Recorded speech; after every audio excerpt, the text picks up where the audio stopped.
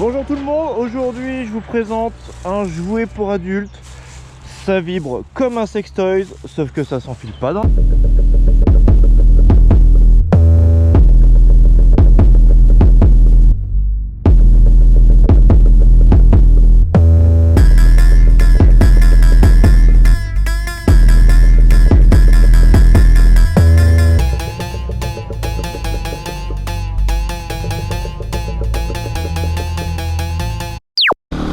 Bon, t'as compris, c'est un bel objet.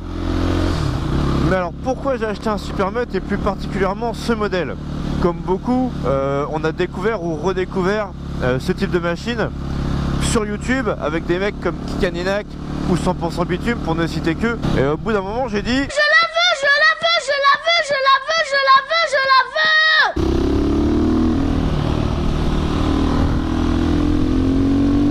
Quand je me mets une idée en tête, je commence à passer des heures sur internet à chercher des infos. J'ai déjà 2 motos et j'avais pas besoin de trouver une machine qui soit un compromis, ce qui me permettait d'esquiver les très populaires 690 de chez KTM et 701 de chez Husqvarna. Je ne voulais pas me lancer dans une prépa parce que j'ai pas les compétences, et en plus de ça parce que je voulais pas me faire chier avec les assurances. Et voilà, je suis tombé littéralement amoureux des 510 et 511 SMR. Un vrai coup de cœur.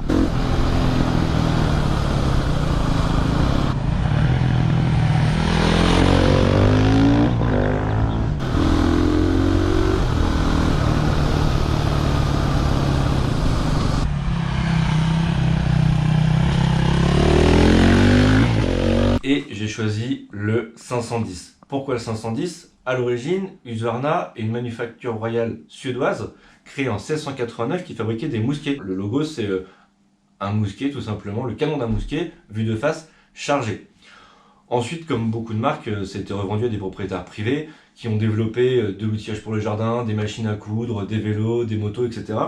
Et il s'avère que quand le 511 est sorti, la marque appartenait au groupe BMW. Et dans le 511, c'est le moteur de la moto enduro G450X, qui est une très très bonne moto, mais qui a priori était un petit peu plus sage que le 510 dans lequel on a un vrai moteur Husqvarna. Et vu que je voulais pas un compromis, que je voulais un truc très péchu, j'ai choisi le 510. D'autant plus que, sincèrement, regardez-moi ce cul, j'ai littéralement craqué sur cette double sortie. Si je dis pas de bêtises, c'est le seul modèle 2010 qui est équipé de cette double sortie. C'est sûrement la seule chose qui restera d'origine parce que, je les trouve très très beaux les échappements et le son est vraiment chouette.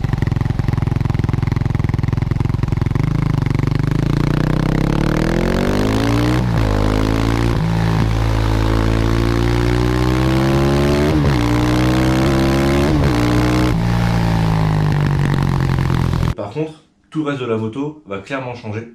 J'ai énormément de projets avec cette bécane et pas que juste faire des modifications esthétiques. J'ai pour projet de l'emmener sur circuit. Si vous me chauffez un peu, probablement que je vais me mettre à la roue arrière, au stoppie et tout ce qui va bien. Donc n'hésite pas, tu vas voir, ça mange pas de pain, à me suivre sur Facebook, sur Instagram et évidemment, abonne-toi sur YouTube, ça me fait plaisir.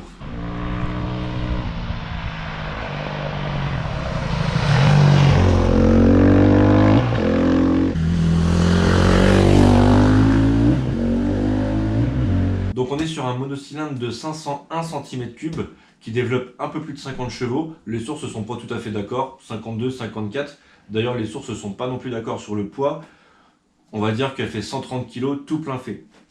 Le réservoir 8 litres, je te garantis que tu vas pas loin avec un plein, 70 km tu retournes à la pompe direct. Donc cette moto, elle est issue des gammes TC et TE de la marque, donc qui sont les modèles tout-terrain, et c'est Husqvarna directement qui a fait la prépa. Donc évidemment un gros travail sur le freinage et sur la suspension. Après les mecs ont collé 2 rétroviseurs, une plaque et l'ont fait homologuer et voilà. Donc c'est une vraie machine de compétition homologuée sur la route. On est sur une boîte 6 rapports, injection électronique, démarreur électrique.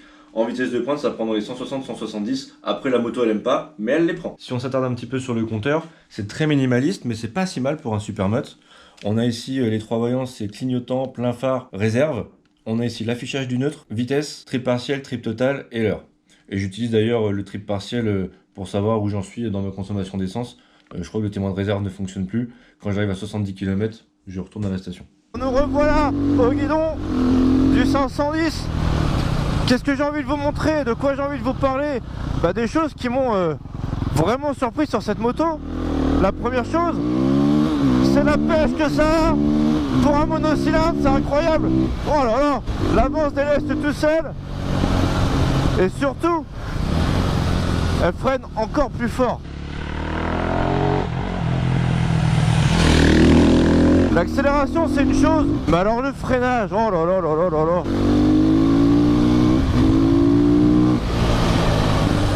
Ça te plante l'avant, tu t'arrêtes direct.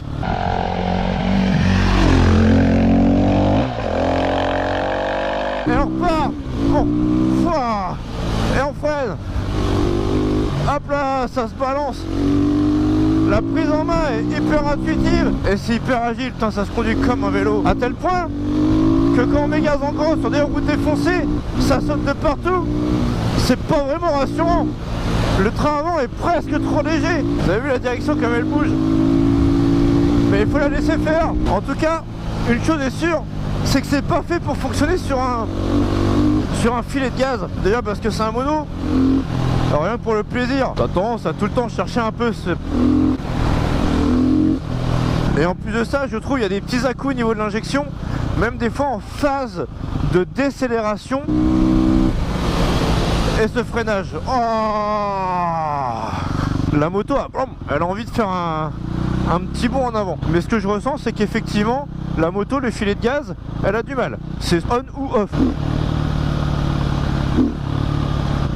Effectivement, je conseille pas trop cette moto pour quelqu'un qui débuterait un peu. T'ouvres en grand, tu te retournes. Après voilà, si t'as vraiment besoin de faire de la 4 voies en urgence, ça se fait. Là je suis à 110, 115, même 130 hein. Mais t'entends quand même que le moteur il aime pas ça. Et puis toi t'aimes pas ça non plus. Donc donc il n'y a aucune raison de le faire. Vu ce que ça va consommer, t'as intérêt de bien calculer. À mon avis, sur autoroute, tu t'arrêtes à toutes les stations. Alors en ville, c'est très pratique, hein. C'est léger, c'est maniable, c'est puissant. Ça se faufile partout, on a une prise d'info qui est optimale. Franchement, sorti du fait que ça chauffe, c'est juste trop bien en centre-ville en fait. Pour terminer cette vidéo, je vais essayer de vous synthétiser un petit peu ce que je kiffe sur cette moto et ce que j'aime moins, en essayant de rester objectif. Des fois que ça pourrait servir à certains d'entre vous qui se demanderaient si c'est une moto qui leur conviendrait ou pas. La première chose évidemment c'est la gueule, c'est ce qu'on voit en premier. Moi je la trouve très très belle, en plus on n'en voit pas beaucoup. Encore une fois, elle va pas rester comme ça du tout, il va y avoir des modifications à l'avenir qui vont être apportées dessus.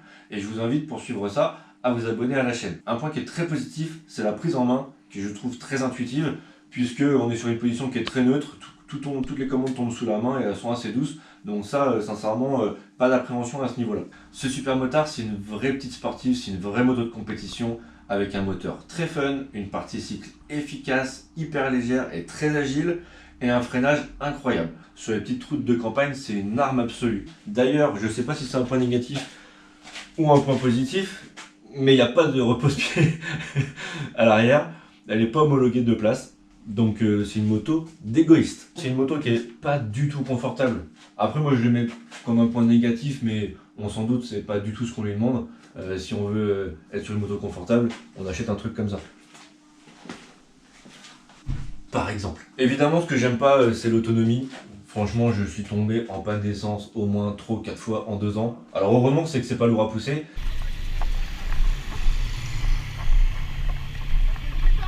J'ai plus d'essence. Mais effectivement, on est sur 70-80 km d'autonomie. Moi, je sais que passer les 70, je suis à la station directement. Je reprocherai aussi le système d'injection, qui est vraiment on-off et qui peut de temps en temps mettre des petits à-coups, même sur des phases de décélération.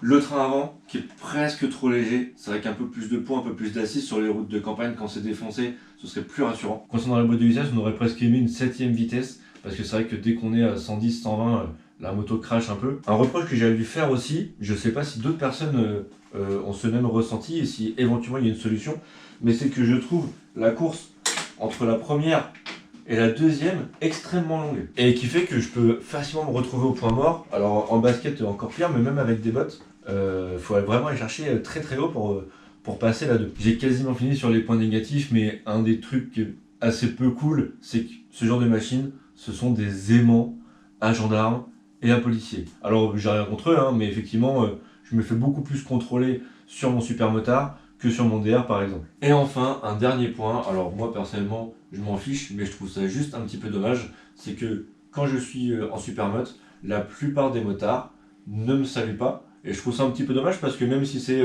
un ado sur 150 à boîte, c'est très probablement un futur motard et il mérite qu'on le salue aussi. Pour terminer cette vidéo, en fait j'aimerais simplement inviter tous les motards, disons classiques entre gros guillemets, hein, mais ceux qui conduisent des trails, des sportifs, des routières, des roadsters, à un jour avoir la curiosité d'essayer ce genre de machine parce que c'est un plaisir qui est vraiment très différent, c'est très fun et je pense que n'importe quelle personne passionnée de moto prendra du plaisir sur une machine comme celle-ci. Oh la vache, oh la tête de poisson mort. Oh là là là là là là là là. Ah bah quand il va arriver, il n'y aura plus rien. Eh chef, j'étais parti chercher des graviers. Je me souviens bien quand même avoir tout mis dans la benne. C'est quand même bizarre que là quand j'arrive, il n'y a plus rien. Mais mon gars, t'as tout déposé sur la route. Allez. Putain. Aux nouvelles internationales, Barban, je suis totalement Barban. Tu sais qui est Barban? Moi, Barban, rasoir, suant, pesant, assommant, saoulant, affligeant. Pourquoi n'as-tu pas encore changé de chaîne?